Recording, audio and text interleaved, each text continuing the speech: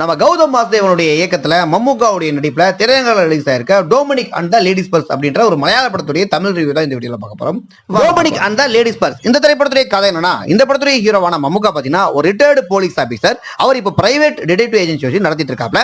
அப்படி இருக்கப்ப ஒரு குடியிருக்க வீட்டுடைய ஓனரமா பாத்தீங்கன்னா ஹாஸ்பிட்டல் ஒரு பர்ஸ் ஒன்று கிடைச்சு அதை உரியோட்டு ஒப்படைச்சிருங்க, அப்படி ஒப்படைச்சா நீங்க தர வேண்டிய வாடகை பாக்கியை கழிச்சுக்கலாம்னு சொல்றாங்க. இவரும் அந்த பர்ஸை வச்சு ஆராய்ச்சி பண்ணி பாக்குறப்ப அது ஐடி நிறுவனத்தில் வேலை பார்க்குற பூஜா அப்படின்ற ஒரு பொண்ணுடைய பர்சன் தெரிய வருது. அவங்க வீட்டில் போய் விசாரிக்கிறப்ப பர்ஸ்கான போனது ஒரு 3 நாள் அவங்க வீட்டுக்கே வரலன்னு சொல்றாங்க. எங்க போயிருப்பாங்கன்னு கேட்கறப்ப அவர் 2 வருஷத்துக்கு முன்னாடி கார்த்திகின்ற பையன் கூட பிரேக்கப் பண்ணிட்டாங்க, அந்த பையனை பக்கம் தான் போயிருப்பான்னு சொல்றாங்க.